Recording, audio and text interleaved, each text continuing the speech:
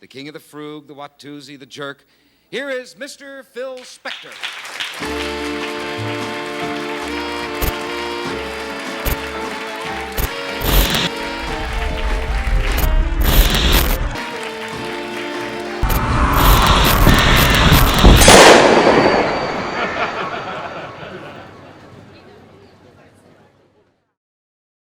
1939년 12월 26일 크리스마스의 열기가 가시지 않은 뉴욕 브롱스에서 한 아이가 태어납니다.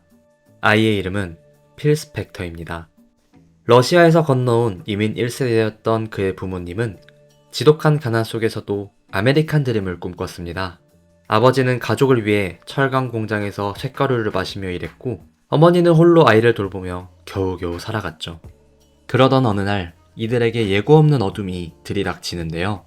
필이 9살이 되던 1949년 삶의 무게를 견디지 못한 아버지 벤자민이 스스로 가스를 틀어 생을 마감했습니다.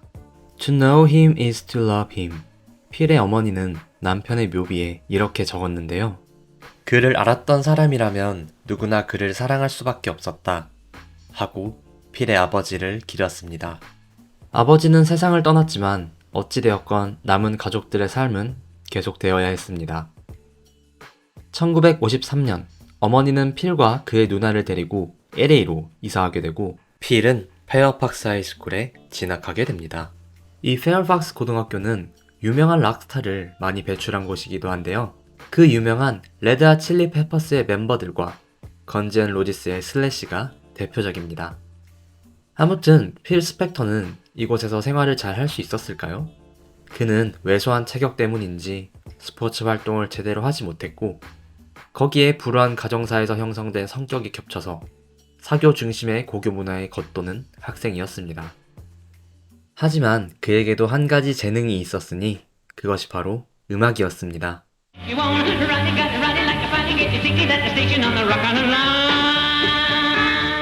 그는 방과 후 라디오를 들으며 기타를 연습했고 교내 장기자랑에서 락 아이슬란드 라인을 연주하며 존재감을 알렸습니다.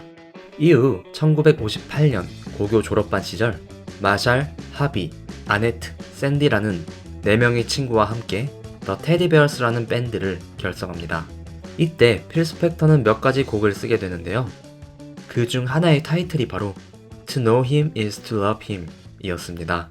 9살 때 떠나보낸 아버지의 묘비에 적힌 그 문장이었죠. 그들은 오디션을 본 뒤 75달러를 들고 골드스타 스튜디오에서 곡을 녹음했습니다. 그리고 약 2달 후 이 노래가 방송을 타자 그야말로 세계적인 히트를 치게 되죠.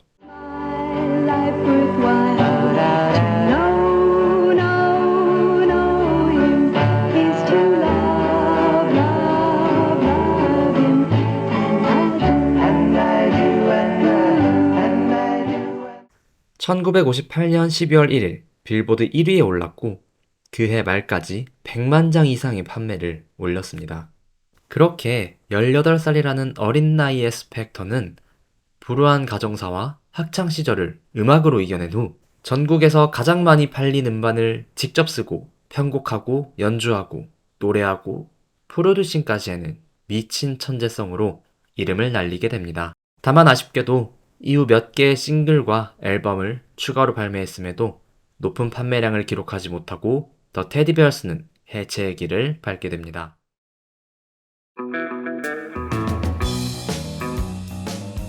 1960년 20살이 된 필 스펙터는 뉴욕행 비행기에 몸을 싣습니다.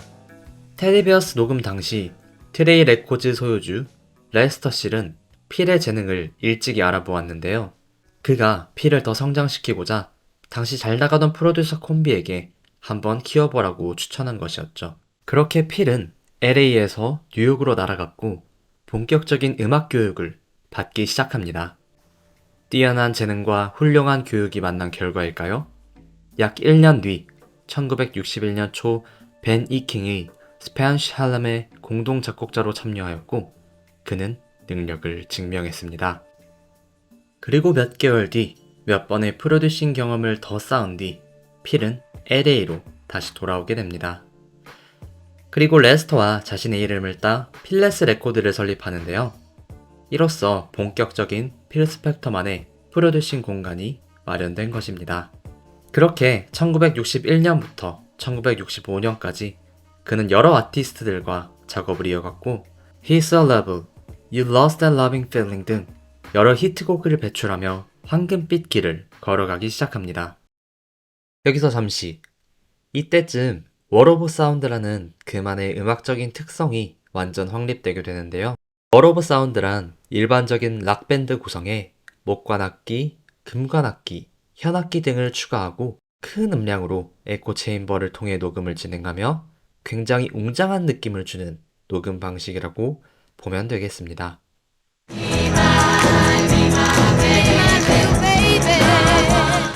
당시 그 누구도 생각하지 못한 필 스펙터만의 무기였습니다.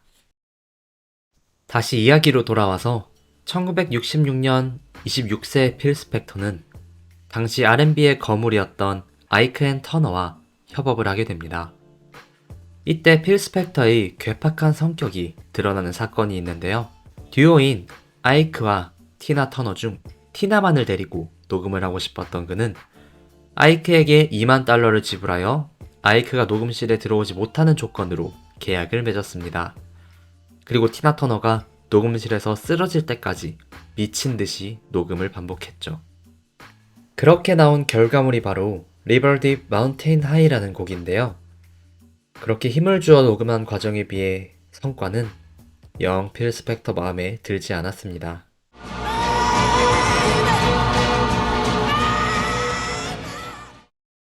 음악은 미국 빌보드에서 88위에 올랐는데요. 필은 매우 크게 성공할 것이라고 생각했던 음악이 대중들에게 받아들여지지 않자 자존심에 큰 상처를 입게 되고 조금씩 은둔 생활을 시작하게 됩니다. 1968년 28살이 된 그는 여느 다른 사내들처럼 결혼을 하게 되는데요. 더 로네츠의 리드싱어이자 자신의 뮤즈였던 로니 베넷과 결혼을 하게 됩니다. 하지만 결혼과 동시에 통제 성향이 발현된 것일까요? 그는 로니의 모든 외부 활동을 전면 중단시키고 집착하기 시작했습니다. 이런 스펙터의 행동은 시간이 갈수록 심해졌는데요. 베벌리힐스에 위치한 자택 주위에 높은 담을 쌓고 철조망을 둘렀으며 로니가 외출할 때는 필의 모습이 그려진 실물 크기 마네킹을 조수석에 태우게 하기도 했습니다. 또 그녀를 수시로 감시하기도 했죠. 이렇게 끔찍한 결혼 생활을 하던 필에게 영국으로부터 한 가지 제안이 오게 됩니다. 편지를 보낸 사람은 1970년 당시 최고 인기를 누리던 비틀즈의 매니저 앨런 클라인이었는데요. 그해 초 필 스펙터는 존 레논과의 협업으로 인스턴트 카르마라는 멋진 결과물을 만들어냈었고 그때 앨런 클라인의 눈에도 띄게 된 것이었죠. 이번에는 겟백 세션에 대한 도움 요청이었는데요. 1969년 당시 비틀즈는 겟백, 지금의 Let It Be 앨범을 녹음했었습니다. 하지만 녹음 당시 엉망진창이었던 멤버들의 관계와 만족스럽지 못한 결과물 때문에 발매를 하지 못하는 상황이었습니다. 이에 약 1년 후 앨런 클라인이 구조대를 찾았고 그게 바로 필 스펙터였죠. 필은 자신이 지금껏 해왔던 방식으로 월 오브 사운드를 활용하여 지금의 Let It Be 앨범을 탄생시켰습니다. 이 앨범에 대한 반응은 크게 둘로 나뉘었는데요. 먼저 폴 맥카트니는 매우 크게 분노했습니다. 이유는 즉 수록곡인 The Long and Winding Road 때문이었는데요. 그가 원래 의도했던 곡의 구성은 최소한의 악기 구성을 사용한 잔잔한 피아노 발라드였습니다.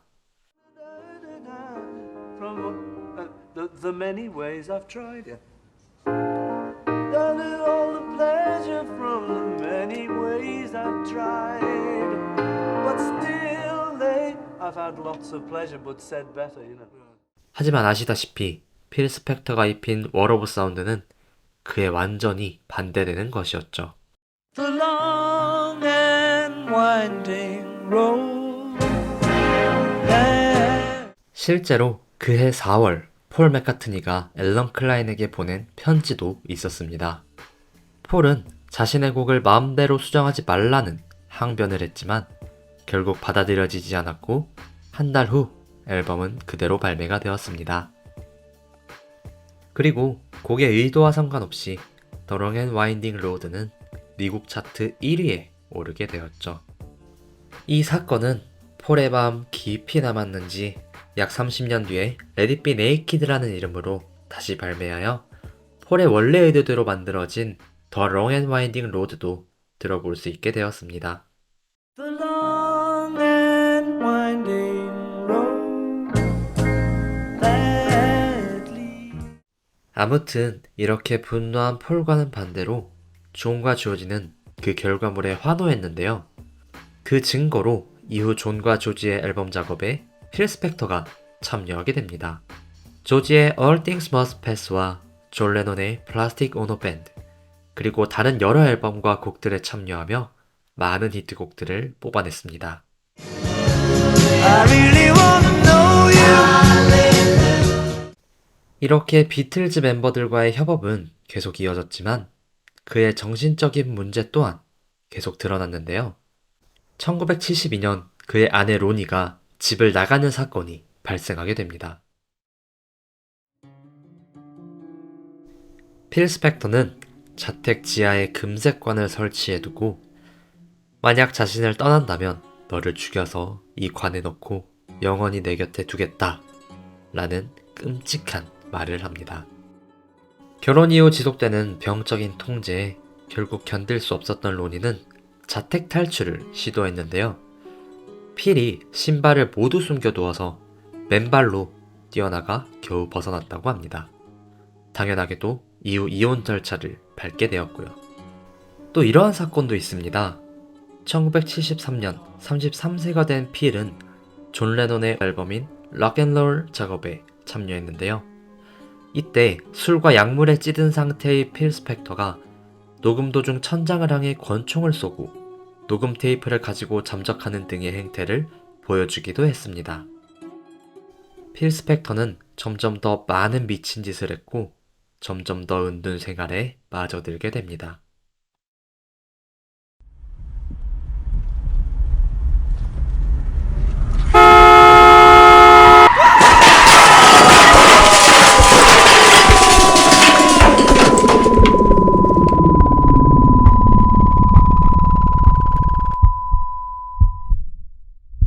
(1974년) 할리우드에서 그는 자동차 사고에 휘말리게 되는데요. 당시 스펙터는 차량 앞유리를 뚫고 밖으로 튕겨나가는 중상을 입었습니다. UCLA 의료센터에 입원하였고 몇 시간 동안 머리 수술을 받았으며 얼굴엔 300바늘, 뒷머리엔 400바늘 이상을 꿰매게 되었습니다. 차량 사고 이후 스펙터의 은둔은 최고조에 달했고 70년도 후반 라몬즈와의 작업 이후 간헐적으로 몇몇 곡에 참여한 것 외에는 사실상 2000년대 초반까지 거의 모든 음악 활동을 중단하게 되었습니다. 아무리 뛰어난 실력을 가졌더라도 불안정한 정신을 가진 총을 든 사람과 작업하기란 쉽지 않았겠죠?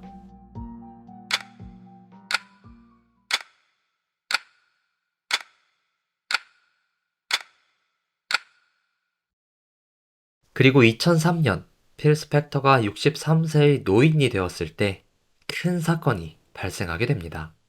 은둔 생활에도 지친 것일까요? 필은 할리우드의 전설적인 클럽인 하우스 오브 블러스에서 VIP 호스티스로 일한 배우 라나 클락슨을 만나게 됩니다. 술에 취한 필은 그녀를 자신의 저택으로 초대하여 전용 리무진을 타고 이동했습니다.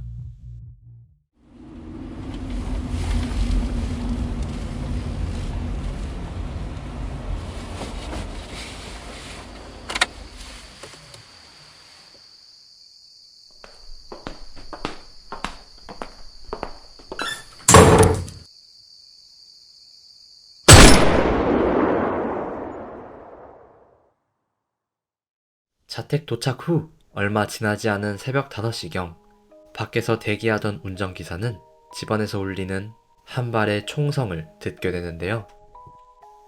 곧이어 필 스펙터가 피 묻은 손으로 권총을 든 채 밖으로 나왔고 기사에게는 자신이 사람을 죽인 것 같다 라고 말했습니다.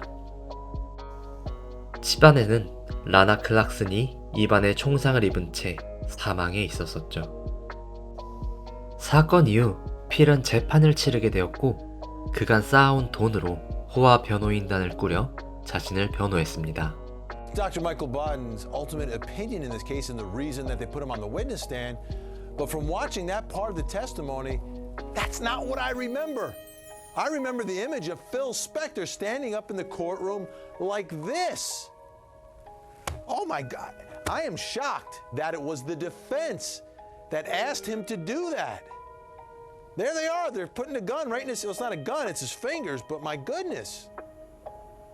2007년 첫 번째 재판에서는 배심원단 사이의 의견 불일치로 무효 선고가 내려졌지만 2009년 두 번째 재판에서는 과거 필에게 총기로 위협당했던 5명의 여인들이 출석하여 증언을 했고 필의 전적을 낱낱이 폭로했습니다. 이러한 증언은 라나 클락슨의 우발적인 자살이라는 필의 주장을 반박하는 근거가 되었습니다. Title of Court and Cause. We, the jury in the above entitled action, find the defendant, Philip Spector, guilty of the crime of second-degree murder of Lana Clarkson in violation of Penal Code Section 187A, a felony, as charged in Count 1 of the indictment. We further find the allegation that in the commission of the above offense, said defendant Philip Spector personally used a firearm, to-wit handgun, within the meaning of Penal Code Section 12022.5A1 to be true. This 13th day of April 2009, juror number 1, foreperson. Ladies and gentlemen of the jury, is this your verdict? So say you one, so say you all. 결국 2009년 4월 13일 필 스펙터는 2급 살인 혐의 유죄 판결이 내려지고 재판부는 그에게 19년형을 선고합니다. 필은 그 자리에서 수갑이 채워진 채 감옥으로 이송되었죠. 아무튼 그렇게 필은 캘리포니아 주립교도소에서 복역하며 몇 차례 재심을 청구했지만 모두 기각되었고 한때 소리의 벽 뒤에서 수많은 명곡을 뽑아내던 천재는 사라지고 제정신을 통제하지 못하는 죄수만 남게 되었습니다. 그리고 2021년 1월 16일 수감 12년 후 그는 코로나19의 합병증으로 교도소 인근 병원에서 삶을 마감합니다. 가해자로 남은 그의 죽음 앞에 음악계의 추모는 조심스러웠고 대중은 그를 위대한 프로듀서보다는 비극적인 살인마로 기억하게 되었죠. 필 스펙터는 단순한 조력자에 불과했던 프로듀서라는 직업의 정의를 완전히 바꾼 인물입니다. 그 이전까지 프로듀서가 가수의 노래를 녹음하는 정도의 사람이었다면 필은 음반 제작 과정 전체를 자신의 통제 아래 두는 예술가로서의 패러다임을 확립했습니다.